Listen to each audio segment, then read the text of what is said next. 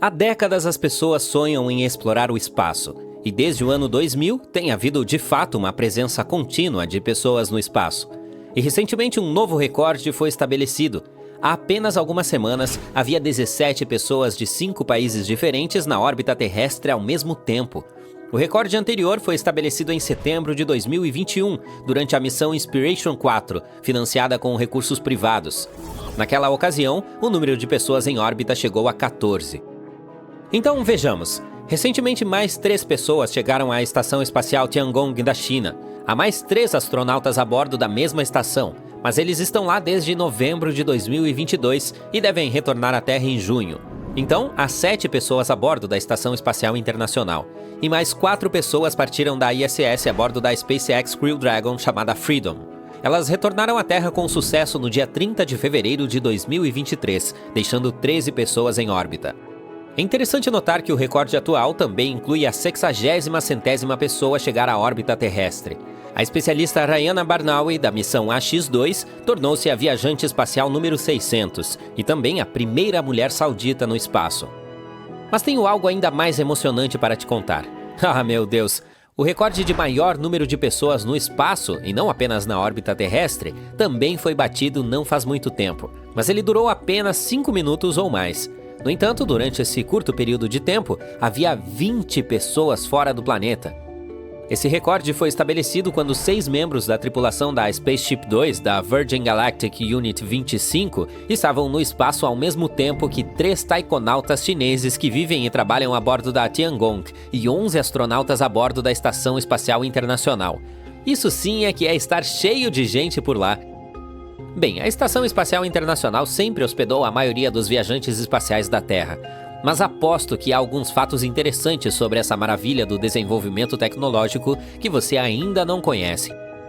A ISS é o terceiro objeto mais brilhante no céu noturno. E o que é mais legal? Você pode se inscrever em um serviço espacial para receber uma mensagem de texto toda vez que a ISS passar por cima da sua localização e for visível a olho nu. Eu mesmo já vi isso dezenas de vezes e é muito, muito legal.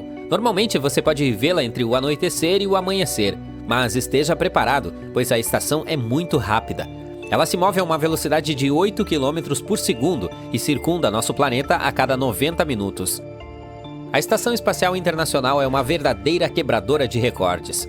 É o maior objeto feito pelo homem no espaço. Tem 110 metros de comprimento de ponta a ponta, o que é quase o mesmo comprimento de um campo de futebol. Também pesa cerca de 450 toneladas. 8 naves espaciais podem se acoplar à ISS ao mesmo tempo. O espaço de trabalho e moradia da estação é maior do que uma casa de 6 quartos. Os astronautas têm 6 quartos de dormir, uma academia, 2 banheiros e uma bela vista de 360 graus de sua janela espacial. Agora vamos ao que interessa. Na ISS, você não teria de lidar com muitos odores repugnantes. Há uma pessoa especialmente treinada que cheira tudo que os astronautas levam para o espaço. Isso é feito para protegê-los de odores desagradáveis. O problema é que não é possível arejar o ambiente lá fora se você não gostar do cheiro interno. É por isso que a NASA é muito cuidadosa com os tipos de odores que podem passar. Você também teria que se desfazer de suas roupas em vez de lavá-las após cada uso. Levar apenas 500 gramas de carga para a Estação Espacial Internacional custa até $10 mil. É por isso que é mais fácil jogar suas roupas fora quando elas ficam sujas do que desperdiçar água lavando elas. Durante o sono, você deve ter um fluxo de ar excepcionalmente bom ao seu redor. Caso contrário, o dióxido de carbono que você exalaria formaria uma bolha ao redor da sua cabeça e você ficaria sem oxigênio. E isso não é nada bom. As pessoas costumam pensar que no espaço a gravidade é zero, daí a ausência de peso que os astronautas sentem na Estação Espacial Internacional. Mas isso não é exatamente verdade. A gravidade é uma das forças mais importantes que existem no universo. Graças a ela, a Lua pode orbitar a Terra e o Sol não flutua para longe de nossa galáxia Via Láctea. No entanto, os astronautas da ISS não experimentam a gravidade total, mas a microgravidade, que significa a gravidade minúscula. A gravidade da Terra na estação espacial é apenas cerca de 10 a 12% mais fraca do que a gravidade na superfície do planeta. Mas os astronautas estão constantemente em queda livre.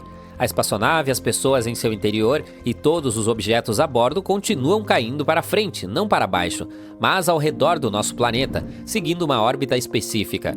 e como todos estão caindo juntos, a tripulação e os objetos dentro dela parecem estar flutuando. Mas nossos planos de exploração espacial são muito mais ambiciosos do que apenas orbitar nosso planeta a bordo da Estação Espacial Internacional. Estamos nos preparando para enviar uma missão à Lua e construir uma colônia em Marte. Alguns especialistas afirmam que nos próximos 25 anos, cerca de 20 mil pessoas provavelmente deixarão a Terra. Mas quantas pessoas seriam necessárias para colonizar um sistema estelar inteiro? Em 2002, o antropólogo John Moore, da Universidade da Flórida, afirmou que uma nave espacial com 150 passageiros poderia deixar a Terra e partir em uma jornada de vários milhares de anos para outro sistema estelar.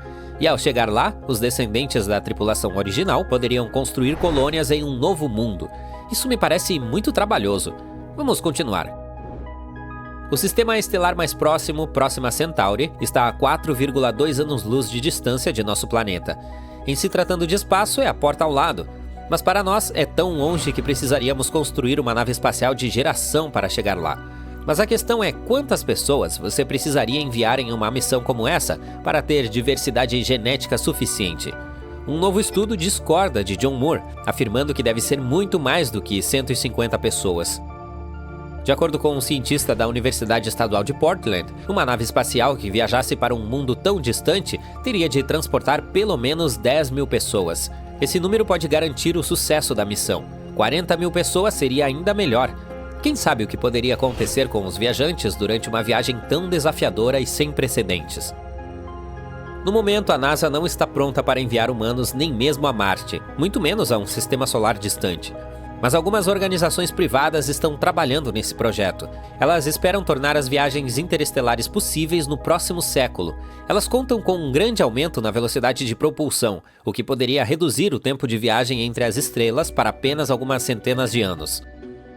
Os pesquisadores criaram várias simulações para descobrir quantos cenários diferentes poderiam ocorrer durante uma missão interestelar desse tipo. E eles chegaram à conclusão de que o sucesso dessa missão dependeria muito do tamanho da população inicial. A diversidade genética manteria os viajantes saudáveis. Quanto maior for a população, mais diversidade ela terá. E 150 pessoas definitivamente não são suficientes para manter variações genéticas. Mesmo uma população de 500 pessoas não seria suficiente. Ao mesmo tempo, se enviássemos para outro sistema solar 40 mil pessoas, conseguiríamos manter 100% da variação. Até mesmo 10 mil viajantes tornaria o cenário relativamente estável. Isso significa que qualquer número entre 10 mil e 40 mil pessoas seria uma aposta bastante segura. Mas, é claro, não poderíamos enviar tantas pessoas ao espaço em uma única nave espacial. Teríamos que construir muitas e distribuir as pessoas entre elas. Essas naves poderiam ser modulares, capazes de se acoplar umas às outras para comércio e algumas reuniões sociais. Para a variedade genética, imagino. Mas elas viajariam separadamente, de modo que se algum desastre atingisse uma delas, as demais permaneceriam ilesas. Mas para tornar possível a viagem interestelar, os pesquisadores e engenheiros terão que superar muitos obstáculos. Ainda precisamos aumentar a velocidade da propulsão, lidar com os efeitos negativos para a saúde de viver no espaço e inventar sistemas autossustentáveis que forneçam ar, água e alimentos. Ou podemos simplesmente decidir consertar nosso próprio planeta e ficar em casa.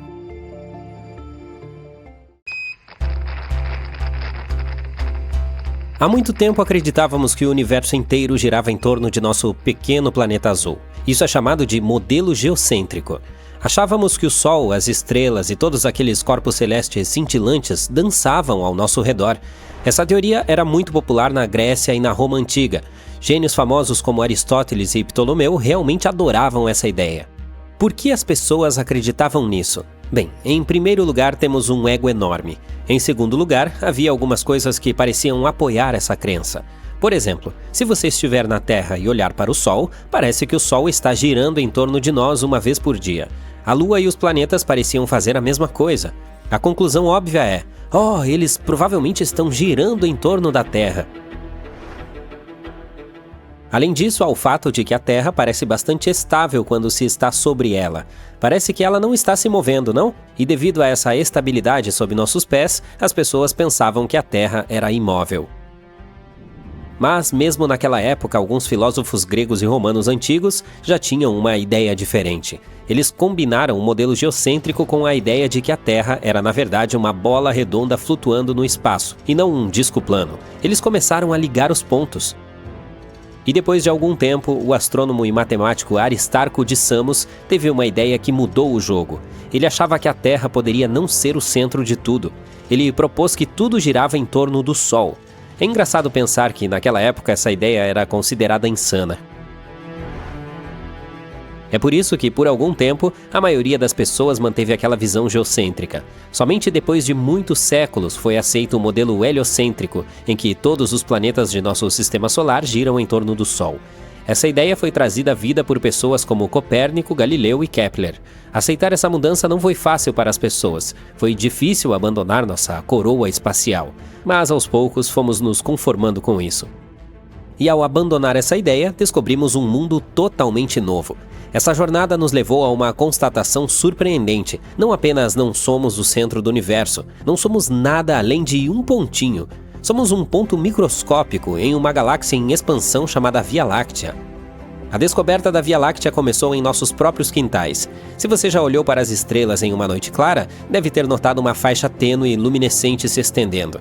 É como uma fita celestial cintilante tecida com estrelas. Essa é a nossa galáxia.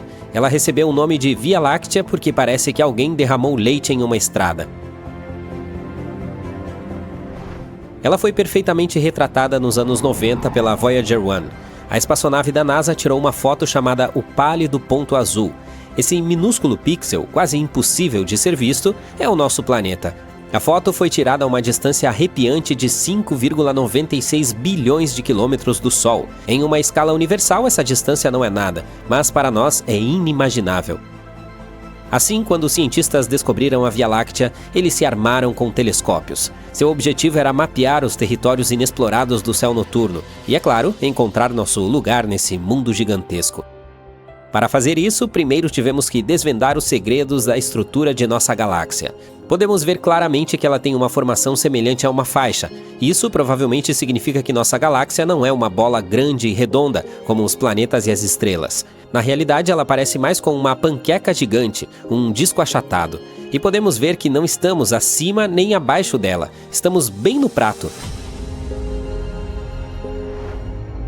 A próxima etapa é viajar pela Via Láctea para mapeá-la. Mas há um pequeno problema. Para fazer isso, teríamos que atravessar milhares de anos-luz perpendicularmente a esse plano em forma de panqueca. Apenas para colocar as coisas em perspectiva, pense na Voyager 1, aquela que tirou a foto do Pálido Ponto Azul. Essa nave espacial está viajando pelo espaço há quase meio século. Ela deixou o Sistema Solar anos atrás. Você sabe quantos anos-luz ela viajou? 0,0002. E quantos anos-luz tem a Via Láctea? 100 mil. Você entendeu? Mas a falta de tecnologia sofisticada não nos impediu. No século XVIII, um astrônomo ousado chamado William Herschel decidiu explorar nossa galáxia. Com nada além de um telescópio, esse Indiana Jones da astronomia começou a mapear as estrelas no céu noturno. Como resultado, ele descobriu Urano, mais de 2.000 nebulosas e criou o primeiro mapa da Via Láctea que a retratava como um disco. O mapa não era muito preciso, mas ainda assim impressionante. Infelizmente, ele não sabia sobre algo chamado poeira interestelar. É como uma névoa espacial que pode bloquear a visão das estrelas no centro da Via Láctea. Essa poeira fez com que a região central da Via Láctea parecesse menos cheia do que realmente é. Agora vamos até o século XX. Henrietta Swan Leavitt, uma astrônoma americana, era outra curiosa observadora de estrelas. Mas ela concentrou sua atenção em um tipo especial de estrela chamado de variáveis cefeidas. Essas estrelas tinham uma peculiaridade única. Elas pulsavam, ficando mais brilhantes e mais fracas em um padrão previsível. O trabalho de Leavitt no observatório era como o de uma bibliotecária. Ela catalogava essas estrelas especiais e, ao fazer isso, descobriu algo incrível: uma ligação direta entre o brilho dessas estrelas e a taxa de suas pulsações. Essa descoberta é hoje conhecida como Lei de Leavitt. Isso significa que, simplesmente medindo a velocidade com que essas estrelas pulsavam, os astrônomos poderiam descobrir a que distância elas estavam. Essas estrelas pulsantes se tornaram as réguas para medir distâncias. Antes da década de 20, a maioria dos cientistas acreditava que a Via Láctea era uma única galáxia no universo. Mas, com o aprimoramento dos telescópios, alguns astrônomos começaram a perceber que não era bem assim. Começamos a encontrar mais e mais galáxias. Mas se a Via Láctea era apenas uma de muitas galáxias, onde exatamente estávamos dentro dela? Conheça o cientista chamado Harlow Shapley. Munido de um potente telescópio, Shapley voltou sua atenção para os aglomerados globulares. São grupos de estrelas antigas bem compactadas que se reúnem em formas esféricas. Foi então que ele notou algo interessante. As estrelas mais antigas ao nosso redor não estavam espalhadas por toda a tela. Elas estavam agrupadas em torno do centro da Via Láctea e apontavam na direção de certas constelações, como Sagitário e Escorpião. Acontece que a origem de nossa galáxia começou no centro. Era o coração da Via Láctea e os tipos mais antigos estavam por lá. Isso significa que não estamos nem mesmo no centro de nossa própria galáxia. Parece que nossa importância se torna cada vez menor a cada nova descoberta, não é? De qualquer forma, Shapley descobriu que estávamos posicionados em algum lugar na periferia de nossa galáxia. Os cálculos de Shapley não eram perfeitamente precisos, mas ele chegou bem perto. Felizmente, agora temos ferramentas muito precisas. Desde então, identificamos nossa localização exata. Estamos localizados perto de um braço parcial da Via Láctea chamado Braço de Órion. Ele fica a cerca de 26 mil anos-luz do centro da galáxia. E essa foi a história de como descobrimos onde estamos na Via Láctea.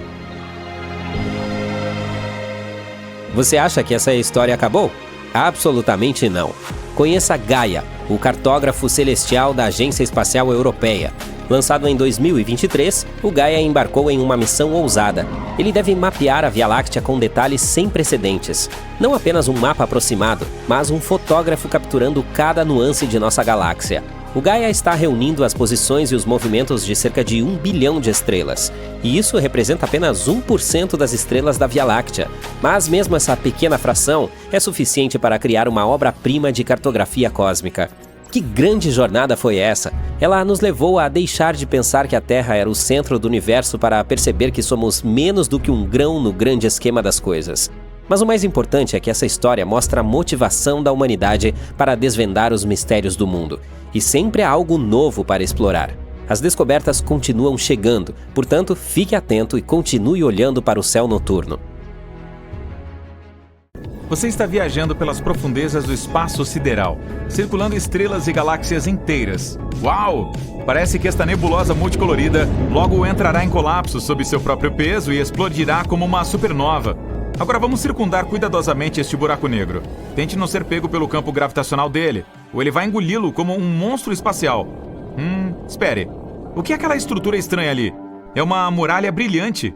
E se você olhar de perto, cada ponto brilhante é uma galáxia inteira. Esse paredão tem cerca de 100 mil dessas galáxias. A Via Láctea tem 100 bilhões de estrelas. Então, esta muralha contém um quatrilhão, que é 10 seguido por 15 zeros, de estrelas como o nosso Sol. Essa estrutura gigante é chamada de Muralha do Polo Sul e está localizada a cerca de 500 milhões de anos-luz da Terra. Em comparação, a estrela mais perto de nossa casa é Próxima Centauri, a aproximadamente 4,2 anos-luz de distância. Os foguetes podem percorrer essa distância em cerca de 73 mil anos. Portanto, a jornada para a Muralha do Polo Sul pode levar mais tempo do que nosso sistema solar existe. E ela é simplesmente gigantesca, mesmo em escala cósmica. Possui cerca de 1,37 bilhão de anos-luz de comprimento. Para dar uma ideia disso, a largura da Via Láctea é de apenas 100 mil anos-luz. Mas você não consegue ver o paredão mesmo com o telescópio mais poderoso, porque a própria Via Láctea obstrui a visão. Ela é tão brilhante que esconde a região. É como tentar olhar para o céu estrelado de uma metrópole. A poluição luminosa não vai deixar. Os cientistas conseguiram detectar esta muralha galáctica, medindo o desvio para o vermelho. Sabemos que todos os objetos no universo estão se movendo. Eles se espalharam dos outros como resultado do Big Bang, que aconteceu há bilhões de anos. E quando as galáxias se movem, suas ondas de luz mudam ligeiramente. Ao medir essa alteração, podemos entender o que é o objeto e como ele se desloca. E essa muralha nem é a maior do nosso universo, e sim a Grande Hércules Corona Boreal, uma superestrutura plana, gigante, com cerca de 10 bilhões de anos-luz de largura. Isso é cerca de 10% de todo o universo observável. Trata-se de um aglomerado de galáxias e conseguimos detectar essa estrutura gigante por rajadas de raios gama. É o evento eletromagnético mais brilhante do universo. Você pode até vê-lo nos confins dele. Essas explosões são um evento muito raro. Na Via Láctea, por exemplo, isso acontece uma vez a cada poucos milhões de anos. Se notarmos muitas delas em um curto espaço de tempo no mesmo local, significa que existem muitos objetos como a Via Láctea lá. Então, há muitas galáxias por aí. Outra estrutura gigante incomum no universo é o Grande Grupo de Quásares, com cerca de 4 bilhões de anos-luz de diâmetro. Portanto, é preciso um fóton de luz de quase o mesmo tempo que o nosso planeta existe, apenas para ir de um lado da estrutura para o outro. E se você colocar o Grande Grupo de Quásares na escala, ele seria 6,1 bilhões de vezes mais pesado que o nosso Sol. Os cientistas descobriram que existem pelo menos 73 deles nessa estrutura. Estes são alguns dos objetos mais incomuns do universo. São os núcleos ativos das galáxias. No centro de um quásar há um buraco negro supermassivo. Um gigante devora a matéria ao seu redor. Uma força bárbara de gravidade torce a matéria ao redor do buraco negro, formando um disco, que é a fonte da radiação mais forte que existe. Em comparação, a de um único quásar é dezenas ou centenas de vezes mais forte do que a de todas as estrelas da nossa galáxia juntas. Por causa de uma radiação tão forte, podemos detectar quásares mesmo a distâncias muito longas. É por isso que eles também são chamados de faróis do universo, e são usados pelos cientistas para estudar o universo e o movimento dentro dele. Um dos mais distantes de nós está a cerca de 13,1 bilhões de anos-luz de distância. Isso o torna um dos objetos mais antigos do universo. Ele surgiu cerca de 690 milhões de anos após o Big Bang e é quase 3 vezes mais velho que o nosso Sistema Solar. Além disso, ainda tem um brilho extremo, cerca de 4,14 vezes mais brilhante que o Sol. Os cientistas explicam que no centro do gigante fica um buraco negro supermassivo, 800 milhões de vezes mais pesado que o Sol. Todas essas estruturas gigantes são apenas blocos de construção do nosso universo. Veja, este é o nosso Sistema Solar. Agora, diminua um pouco o zoom. É aqui que a nossa estrela natal fica na Via Láctea. Reduza novamente. Aqui está um grupo local de galáxias, assim como todos estes pontos brilhantes. Esta é Andrômeda, e esta é a galáxia do Triângulo. E mais algumas dezenas de outras galáxias ligeiramente menores. Elas estão todas gravitacionalmente conectadas. O tamanho da estrutura é de cerca de 10 milhões de anos-luz. Isso é 100 vezes a largura da Via Láctea. Diminua o zoom, por favor. Este é o superaglomerado de Virgem, 20 vezes maior que o grupo local. Há cerca de 30 mil galáxias diferentes, e a massa da coisa toda é de cerca de 1,15 zeros de massas solares. Reduza o zoom novamente. Laniakea. Essa estrutura é quase 3 vezes maior. Inclui o superaglomerado de Virgem e outros menores. São cerca de 100 mil galáxias aqui, mas ainda não acabou. Diminua mais um pouco. Aqui está o complexo do superaglomerado Peixes-Baleia. Uma estrutura galáctea gigante com aproximadamente 60 aglomerados de galáxias. Portanto, há mais delas nele do que grãos de areia no deserto. Você sabe o que fazer. Menos um. Ufa, este é o universo observável. São mais de 500 bilhões de galáxias. E as estrelas? Bem, existem cerca de 1 bilhão de trilhões delas.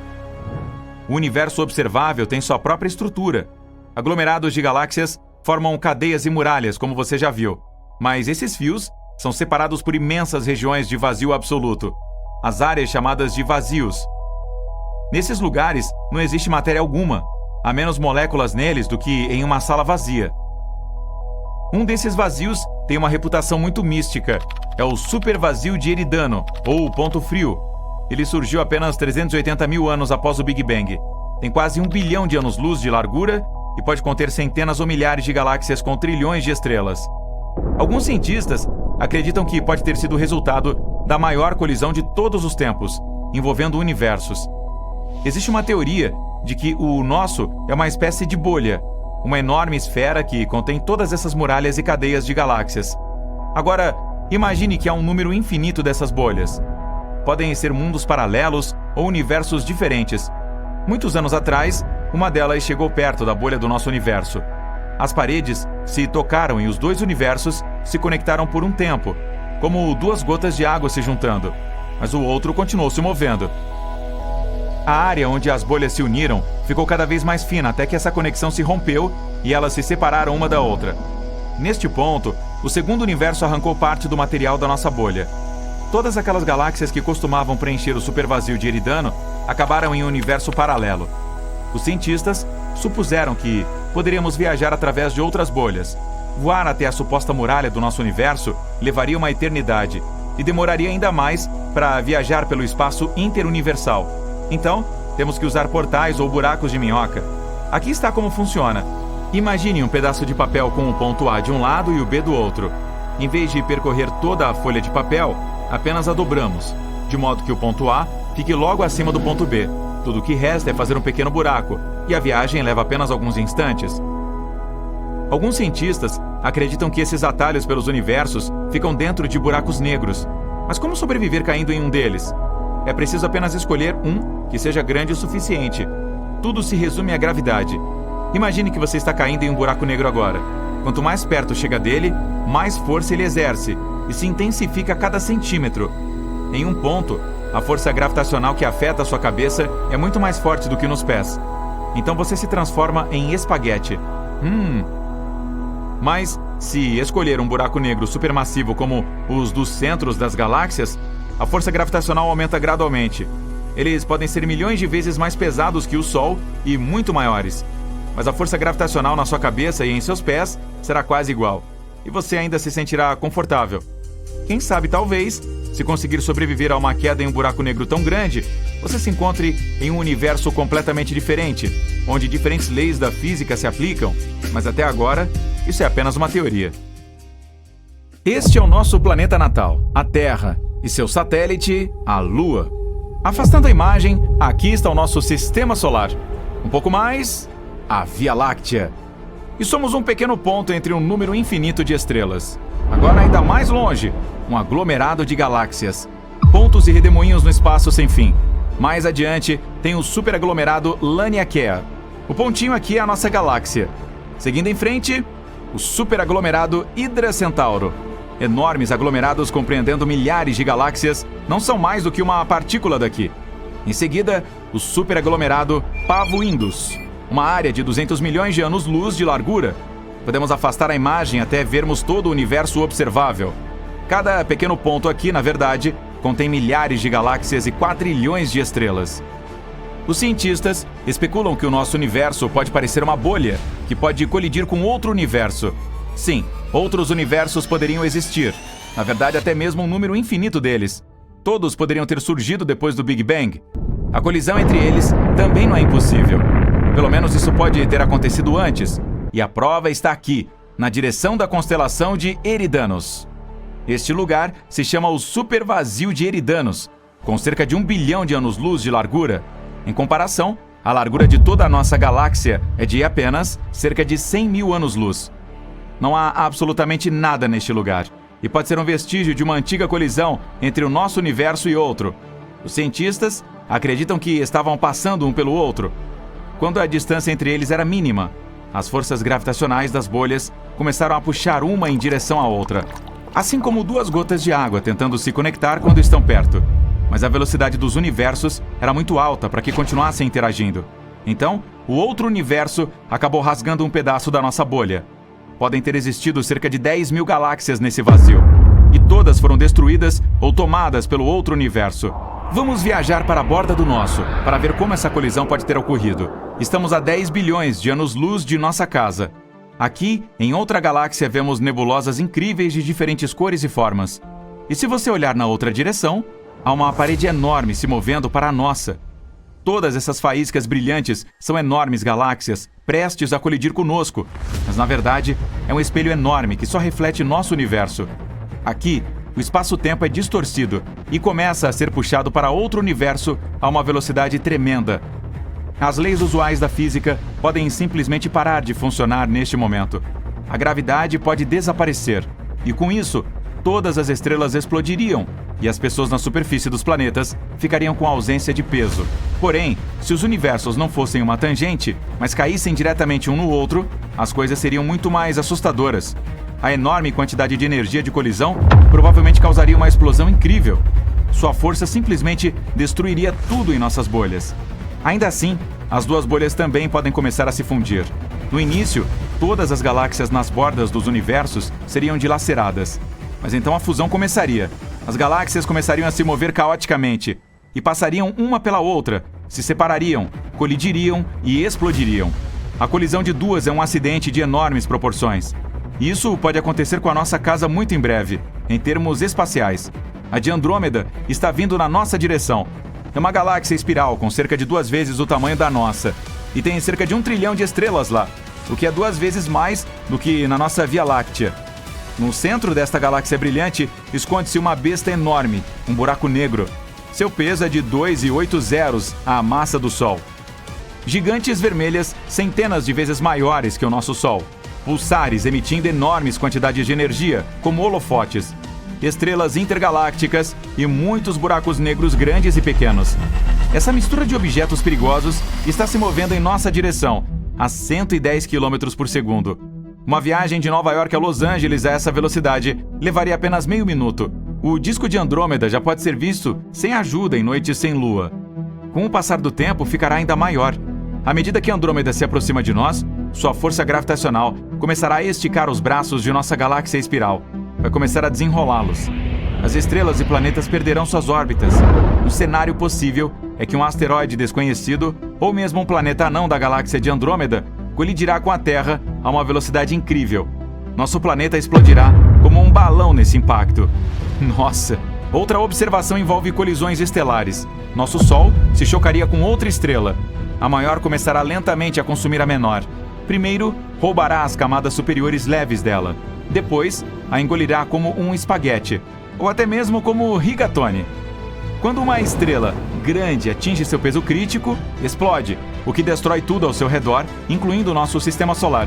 Talvez a onda de choque chegue a outras estrelas vizinhas. Outro cenário é que o nosso sistema solar será jogado no espaço escuro. Imagine uma bola de tênis amarrada a uma corda. Você pega a corda e gira a bola sobre a cabeça como um estilingue. Então solta. Isso é o que acontecerá com o Sol e todos os planetas ao seu redor. Nos encontraremos no espaço escuro e frio, mas a vida na Terra não será afetada. Ainda teremos nossa estrela brilhante para nos manter aquecidos. A única desvantagem é que todas as estrelas do nosso céu noturno desaparecerão. E o mais provável é que a fusão de 2 galáxias gigantes não tenha nenhum efeito sobre nós. A questão é que a distância entre estrelas e planetas no espaço é enorme. Assim, todos eles podem simplesmente se misturar e formar uma nuvem gigante. Seria como uma quantidade de areia fina passando por uma peneira grande. Os objetos não interagem entre si. Mas a coisa mais interessante acontecerá com os buracos negros nos centros de nossas galáxias. Nesse momento, há um aglomerado denso de poeira estelar e estrelas ao redor deles. À medida que Andrômeda e a Via Láctea se aproximam, começarão a dançar uma com a outra. Será lambada ou forró? E quando os buracos negros se aproximarem, começarão a engolir toda a matéria um ao redor do outro. Bilhões de toneladas de poeira estelar colorida, asteroides e partículas estelares voarão em direção ao centro de qualquer buraco negro. Pode parecer que esse processo acontece muito lentamente, mas é uma ilusão. Objetos superpesados como buracos negros deformam a grade espaço-temporal. Então o tempo é muito mais lento perto de buracos negros. E todos os objetos que aparentemente permanecem no horizonte de eventos por semanas ou até meses já se foram há muito tempo. Quando os buracos negros finalmente se juntam, se fundem em um supergigante, mas sua massa é um pouco menor do que a combinada dos 2 monstros escuros. Parte do seu peso é transformado em energia de colisão, que por sua vez é liberada tão fortemente que suas ondas podem ser sentidas em outras galáxias. Agora, um enorme buraco negro reúne todo esse núcleo denso e quente das 2 galáxias ao seu redor. Em algum momento, ele fica cheio e lança poderosos jatos de energia para o espaço. Isso é chamado de núcleo galáctico ativo. É um dos fenômenos mais brilhantes do universo e a fonte mais poderosa de radiação eletromagnética já conhecida. Esses jatos podem ter mais de 5.000 anos-luz de comprimento. Em comparação, a distância da Terra até a estrela que fica mais perto, próxima a Centauri, é de apenas 4,2 anos-luz. E a explosão que acompanha os jatos tem o poder de 100 explosões de supernovas. Uau, incrível! A onda de explosão desse evento pode até atingir as bordas de uma nova galáxia. E seria visível a milhões de anos-luz de distância. Agora, há nuvens densas de poeira multicolorida no centro das galáxias fundidas. O peso delas é tão grande que elas começam a encolher e assumir uma forma redonda. Gradualmente se tornam tão pesadas que comprimem o núcleo e as reações nucleares têm início dentro delas. A temperatura passa a subir e logo... BUM! Tem uma supernova. É um verdadeiro show de fogos de artifício no centro das galáxias. Estrelas irrompem da névoa e formam mundos novos e quentes. Nesse ponto, os braços das duas galáxias que antes foram puxadas para fora retornam lentamente à sua forma anterior. O centro superpesado da nossa tem uma força gravitacional tamanha que afeta estrelas e nebulosas a centenas de milhares de anos-luz de distância. Os braços dela se torcem novamente e vemos a galáxia nova e finalizada. Lactômeda ou Viâmeda. Ei, e que tal Androvia Meda Láctea? Blá, blá, blá. Bem, isso é difícil de dizer. Ok, digamos que este microscópico grão de areia de apenas 2 milímetros de diâmetro seja o nosso planeta, a Terra. Pode acreditar, nem somos tão grandes assim na escala cósmica, então estou sendo bastante generosa. Vamos ver. Enfim, a Lua ficaria aqui com um pouco mais de 5 centímetros de distância e teremos que encontrar um grão de areia que é 3 vezes menor do que o primeiro. É difícil dizer se este é o certo, então vamos imaginar de novo que seja. E qual é o vizinho mais próximo da Terra além da Lua? Isso mesmo, Vênus. Ele é considerado nosso planeta irmão, pois tem praticamente o mesmo tamanho e massa da Terra, então esse grão de areia será usado de novo. Quanto à distância, teremos que caminhar um pouquinho mais agora. E chegamos a mais de 6 metros de distância daquele grão que corresponde à Terra. E esta é a menor distância do universo. Vai por mim. Em seguida, vem Mercúrio, que tem menos da metade do tamanho da Terra. Então vamos pegar um grão de sal desta vez, para variar. A que distância você acha que ele fica do seu vizinho Vênus? Passou longe. Ele fica aqui, ó, a quase 8 metros de distância. Sabe aqueles ônibus de 2 andares de Londres? Então, a distância é igual ao comprimento desse veículo. Ok, Mercúrio é o planeta mais próximo do Sol. Então, naturalmente, aqui está a grande e majestosa estrela do tamanho desta pedra, que tem mais ou menos 20 centímetros de diâmetro, então serve. Onde vamos colocá-la? Bem, é melhor pegar mais um veículo de 2 andares e mais um pouquinho, pois a distância entre o Sol e Mercúrio é de 9 metros, mais longe que Vênus. E uma caminhada daqui até a Terra é uma viagem. A distância equivale àquela entre 2 bases de beisebol. Legal, né? Mas estamos só começando. Saindo do Sol, em seguida vem Marte, que é 2 vezes maior que a Terra. Digamos que ele seja um grão de pimenta rosa dessa vez. A distância até ele, porém, é ainda maior do que a de Mercúrio até o Sol, mais de 10 metros. Então, vamos colocá-lo aqui. E agora, prepare-se para algo surpreendente. Estamos atravessando o cinturão de asteroides para chegar a Júpiter. Para isso, precisaremos viajar cerca de 84 metros, quase a altura da Estátua da Liberdade. E o planeta em si é do tamanho dessa uva, com meros 2,5 centímetros.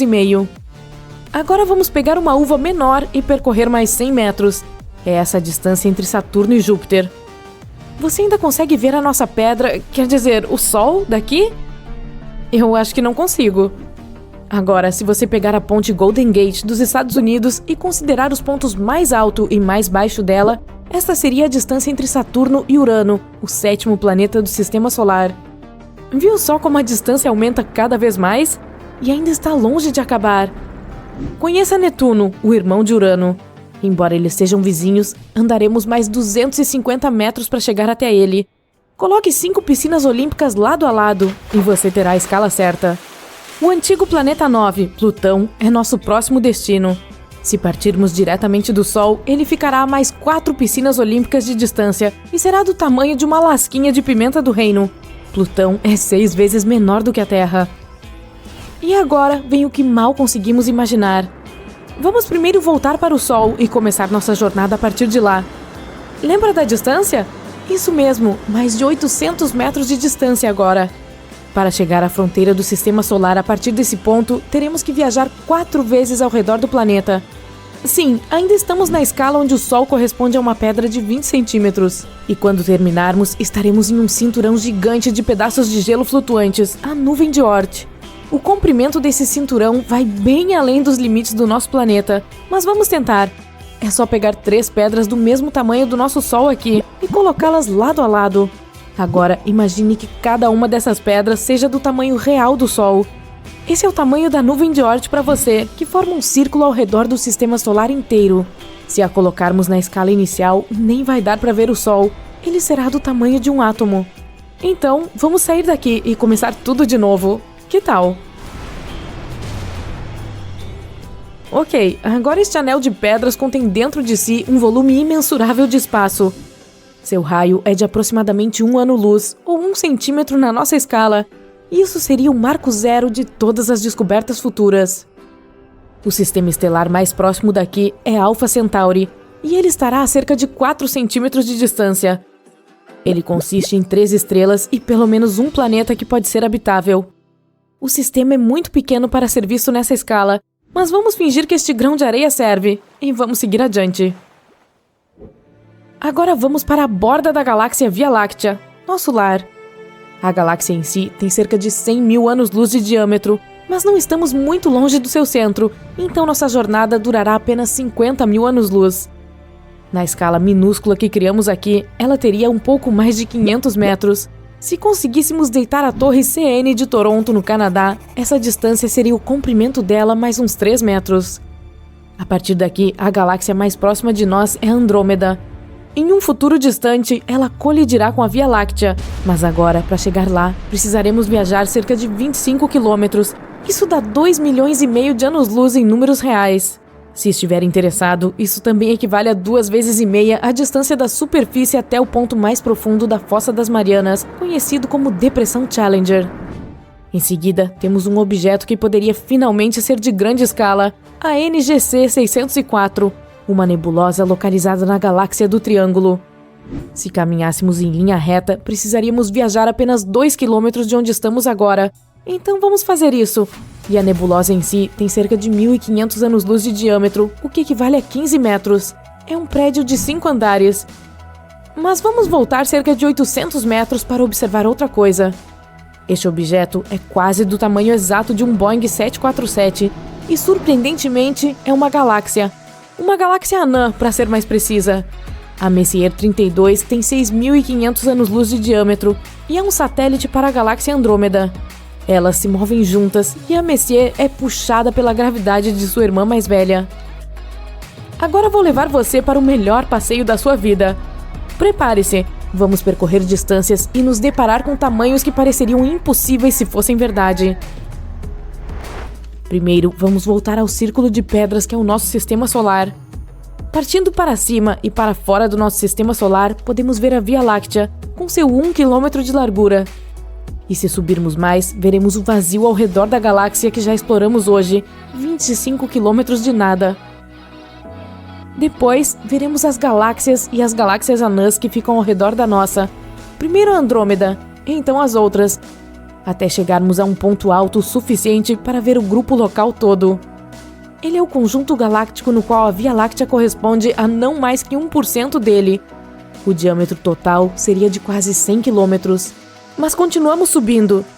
E agora estamos olhando para o brilhante superaglomerado Laniakea, que abriga o grupo local. A partir daqui, nossa galáxia nem é mais visível. O diâmetro do superaglomerado é de cerca de 5.200 quilômetros, ou seja, do tamanho da Ruta 40, que percorre a Argentina de norte a sul. E não para por aí. Vamos subindo cada vez mais, até vermos Boss Great Wall, um superaglomerado que fica a uma distância inimaginável de nós e que em nossa minúscula escala teria um diâmetro de 10.000 quilômetros.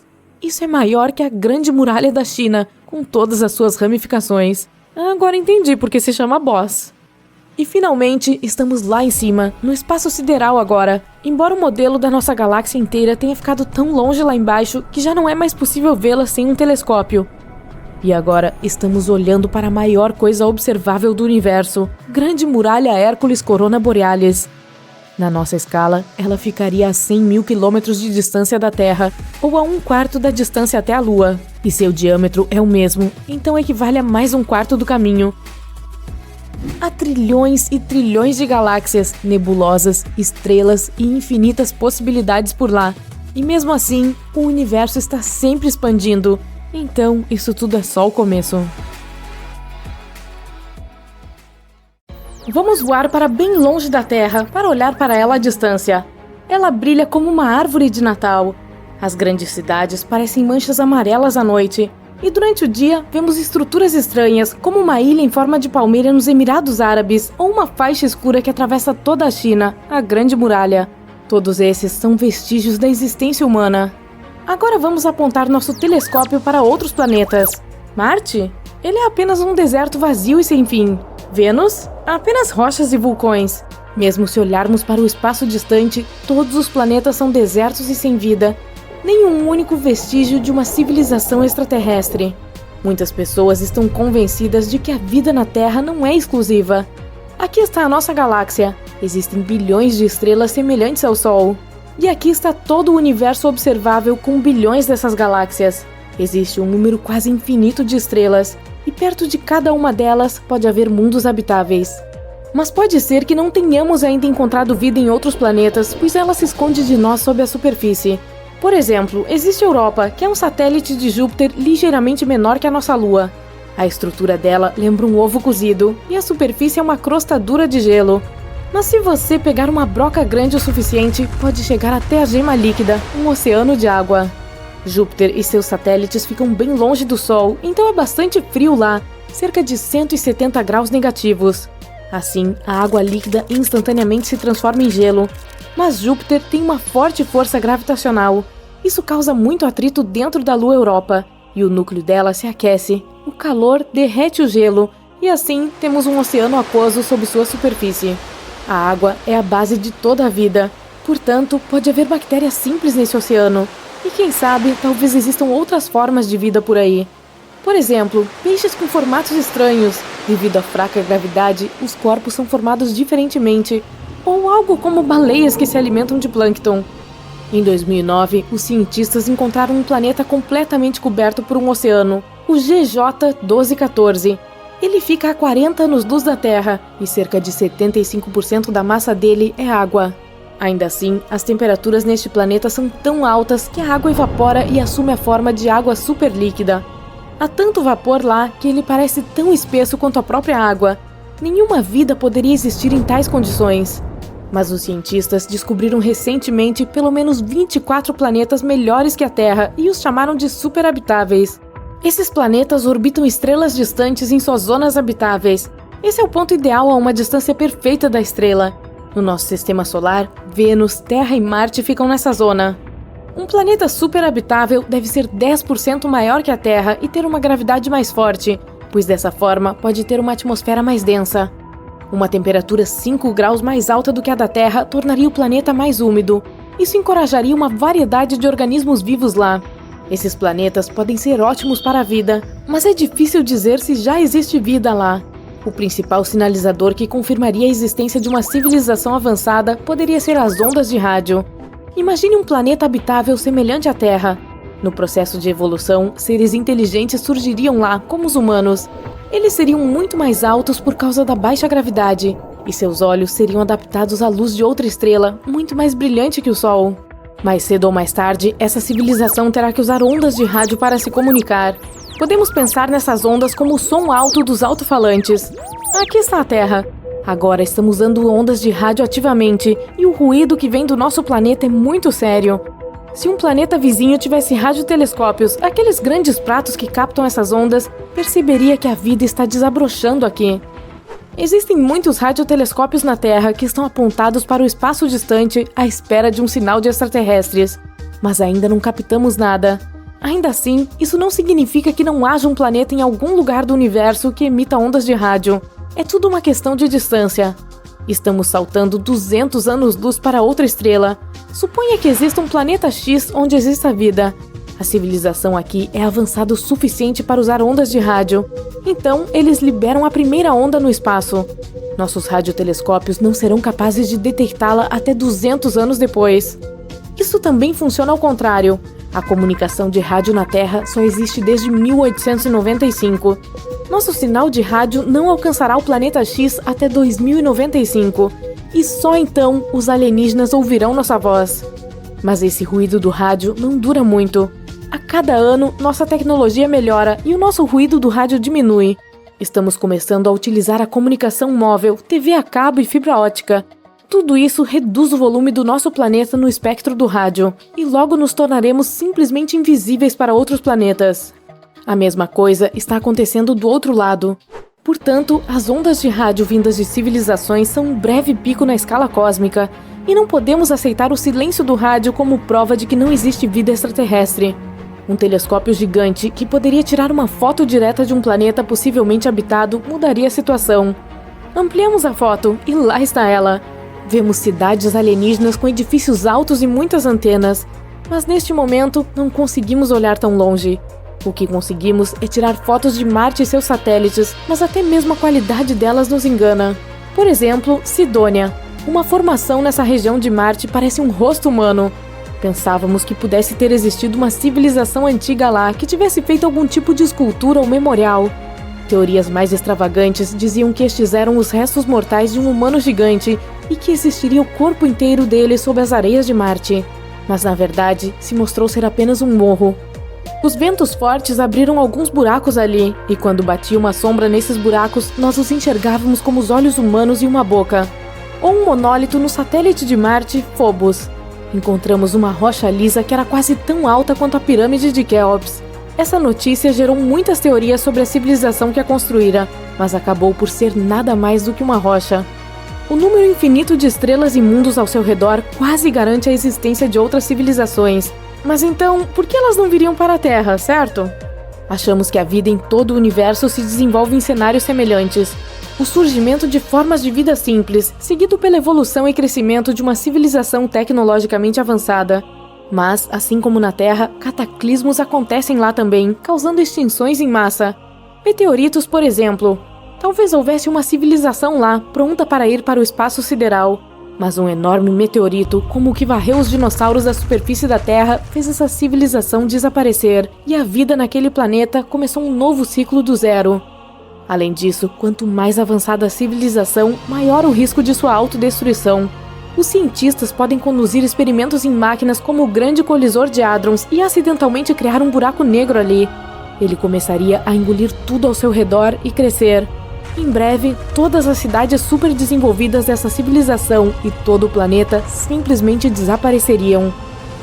Outra possibilidade para civilizações super avançadas é viajar por buracos de minhoca, que são túneis no espaço-tempo entre os universos. Os alienígenas podem viajar por eles e perder o interesse em voltar. Mas também é possível que a vida na Terra seja única. Isso porque nosso planeta foi formado graças a uma série de coincidências incríveis. A primeira é a localização do nosso sistema solar na galáxia. Na Via Láctea existem constantes fogos de explosões de supernovas. A radiação dessas explosões destrói tudo ao seu redor a grandes distâncias. Nosso sistema solar fica bem no ponto ideal da órbita galáctica, onde estamos protegidos de tais explosões. Outro fator é a Lua. Uma teoria da formação da Lua diz que cerca de 4,5 bilhões de anos atrás, um meteorito do tamanho de Marte caiu sobre nós. Se o impacto tivesse sido direto, a Terra teria se partido. E se aquele meteorito tivesse apenas arranhado a Terra, os pedaços teriam simplesmente voado para longe. Mas a colisão ocorreu precisamente para que parte do meteorito permanecesse na órbita terrestre e formasse a Lua. Assim, a Lua estabilizou a rotação da Terra e aqueceu nosso núcleo com a gravidade. Só então nosso planeta desenvolveu um campo magnético que nos protege do vento solar. Outros cientistas acreditam que a vida fora da Terra pode ser bioquimicamente diferente. Carbono e água são a base de nossos corpos, mas o carbono pode ser substituído por silício ou fósforo, e a água pode ser substituída por amônia ou metano. Esses átomos poderiam formar moléculas de diferentes formas e talvez se juntar em um organismo vivo. A vida baseada em tais elementos seria diferente de tudo o que se vê na Terra. Você está voando pelo espaço, desviando de estrelas e buracos negros. Sua velocidade é tão grande que você pode ir de uma galáxia para outra em apenas alguns minutos. Parece fictício demais? Bom, tudo isso pode se tornar realidade, pois a NASA já testou a tecnologia que pode nos permitir mais rápido do que a velocidade da luz. Vamos dar uma olhada na frota espacial atual. Para voar para o espaço, usamos foguetes convencionais, transportando toneladas de combustível e oxigênio. Essas duas substâncias se misturam e inflamam. O fogo explode dos foguetes. Os gases de escape se movem para baixo e os foguetes se movem para cima, como se estivessem sendo empurrados. É assim que funciona a propulsão a jato. Dessa forma, podemos fazer o foguete se mover a quase 8 km por segundo. Nessa velocidade, você pode atravessar os Estados Unidos de costa a costa em apenas 8 minutos e meio. Mas ao falar de espaço, isso é muito lento. Uma viagem a um planeta vizinho, como Marte, leva cerca de 7 meses. E uma viagem à borda do nosso sistema solar levaria cerca de 35 anos. Foi quanto tempo a sonda espacial Voyager, lançada em 1977, precisou para chegar lá. Mas queremos viajar entre estrelas e galáxias. E a estrela mais próxima, Próxima Centauri, fica a 4,2 anos-luz de distância de nossa casa. Levaria cerca de 73 mil anos para chegar lá. Isso é mais tempo do que a existência da civilização humana inteligente. E se você quisesse viajar por toda a Via Láctea, que tem 100 mil anos-luz de largura, levaria cerca de 1,7 trilhão de anos. Em comparação, todo o universo tem 14 bilhões de anos. As pessoas viajam muito devagar. Mas, mesmo na velocidade da luz, ainda levaria 4,2 anos para viajar para a estrela mais próxima, e você precisaria de 2,5 milhões de anos para chegar à galáxia vizinha, Andrômeda. Mas não podemos acelerar assim. Isso porque as leis da física dizem que um objeto com massa não pode viajar à velocidade da luz.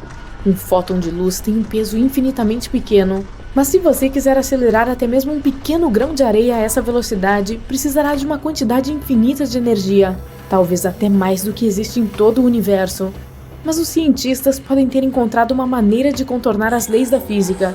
Para criar impulso, é preciso se afastar de algo. Navios precisam de água, aviões empurram o ar, foguetes usam o combustível que queimam. Mas essa coisa, o N-Drive, funciona de uma maneira diferente. Um magnetron poderoso, como o do seu micro-ondas, envia ondas para este cone. É um ressonador. Faz com que as ondas internas saltem de uma das paredes e atinjam as outras. Como resultado, temos uma força fraca na extremidade estreita do cone e uma força forte na extremidade larga. E, se analisarmos essa força poderosa, veremos que ela é direcionada para a extremidade larga do cone. Portanto, o impulso será na direção oposta. Agora, vamos tornar esse modelo muito maior e colocar o N-Drive em uma nave espacial. A extremidade estreita do cone está voltada para cima, a extremidade larga para baixo. O magnetron começa a funcionar. O ressonador cria impulso e o foguete decola. Não faz barulho e não emite gases nocivos. Esse mecanismo pode acelerar o foguete muito mais rápido do que fazemos com toneladas de combustível. Em teoria, poderíamos até atingir a velocidade da luz. Parece ótimo, mas na realidade não é. Embora o inventor desse dispositivo tenha tentado provar que o N-Drive funciona, nenhum experimento independente em todo o mundo mostrou resultados positivos. A NASA patrocinou a construção de tal máquina em laboratório, mas ela não criou nenhum impulso durante a pesquisa. Outra opção que nos permitiria viajar muito mais rápido do que a velocidade da luz é a propulsão de Alcubierre. Um cientista mexicano descobriu uma maneira de usar a teoria geral da relatividade sem violar as leis da física. Digamos que temos uma nave espacial em um cobertor espaço-temporal, e ela precisa fazer uma viagem para o outro lado do cobertor. Em vez de apenas se mover do ponto A para o ponto B a centenas ou milhares de anos-luz de distância, a nave começa a puxar o cobertor em direção a si mesma. À medida que a nave espacial dobra o cobertor, o ponto B se move em direção a ela. Agora, a nave precisa viajar uma distância muito menor até o ponto B. Ela faz uma viagem rápida e depois endireita o cobertor tempo-espaço de volta ao normal. Voilá! Portanto, essa nave espacial não precisa de motores potentes que queimem toneladas de combustível e oxigênio. Ela se moveria em uma espécie de bolha, mas a parte mais difícil é criar essa bolha. Para fazer isso, precisaríamos de uma quantidade de energia aproximadamente igual à energia de massa de Júpiter. Isso é mais do que podemos produzir na Terra. E ainda assim, os cientistas estão planejando testar essa tecnologia em uma pequena sonda espacial do tamanho da Voyager. Mas esse experimento pode levar décadas ou até séculos. Agora, os cientistas estão tentando atingir pelo menos 20% da velocidade da luz usando um laser. E eles estão planejando chegar à Próxima Centauri em cerca de 30 anos.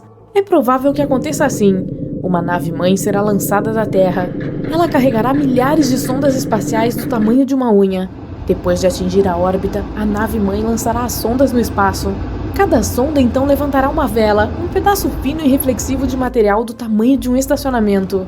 Então, será focado um poderoso feixe de laser da Terra diretamente nas velas das sondas. Isso lhes dará uma aceleração 1000 vezes mais forte do que a aceleração da queda livre na Terra. Uma a uma, as sondas serão lançadas e irão para o seu destino. Nem precisaremos manter esse feixe de laser o tempo todo. Se você desligar os motores de um navio comum na água, ele começará a perder velocidade devido ao atrito com a água. Mas o espaço é um vácuo quase perfeito. Não há literalmente nada lá. Portanto, não há atrito. Tudo que teremos que fazer é acelerar as sondas até alcançar a velocidade necessária. A 20% da velocidade da luz, essas sondas podem chegar ao Sol em apenas 40 minutos. Mas em vez disso, elas irão para a estrela Próxima Centauri. Após cerca de 30 anos de viagem, outros 4 anos se passarão antes de recebermos um sinal das ondas. Existem vários exoplanetas nesse sistema, e alguns cientistas esperam encontrar pelo menos vestígios de vida lá. Mas essa tecnologia de vela pode ser usada no espaço mesmo sem um laser poderoso. Podemos usar o Sol. Se criarmos uma vela do tamanho de um campo de futebol e a desdobrarmos no espaço, ela começará a captar os raios do Sol. E como a superfície da vela é reflexiva, os raios rebaterão nela. Isso criará impulso e impulsionará a nave espacial. Uma desvantagem dessa tecnologia é que só podemos usá-las dentro do sistema solar. No frio espaço interestelar, a vela não será capaz de capturar os raios solares ou o vento solar. Outro candidato para viagens mais rápidas que a luz é um propulsor de íons. Como um foguete convencional, uma nave espacial com propulsores de íons seria impulsionada por gás ejetado para fora. Só que nesse caso, o gás seria ejetado não devido à queima de combustível, mas por causa de um campo elétrico. Precisaríamos criar um poderoso campo elétrico dentro do motor. Partículas de gás que passariam por esse campo elétrico seriam aceleradas e ejetadas para fora. Isso criaria impulso. E embora a aceleração em tal motor fosse muitas vezes mais fraca do que em um foguete convencional, o motor de íons seria capaz de atingir velocidades mais altas. A NASA estava planejando construir uma nave espacial movida a íons para voar para Júpiter. Os motores de íons consomem muita energia, então a nave deveria ser equipada com um reator nuclear e muitos painéis solares. 8 motores grandes deveriam acelerar a nave espacial a cerca de 90 km por segundo. Nessa velocidade, a viagem de Nova York a Londres levaria 1 minuto. Até agora, essa tecnologia foi ativamente testada em diferentes sondas espaciais, mas não forneceu uma solução para como viajar mais rápido do que a velocidade da luz. Talvez as pessoas ainda possam viajar entre galáxias em foguetes convencionais, mas precisarão usar algum tipo de atalho chamado buracos de minhoca. Então, de volta ao nosso cobertor espaço-temporal.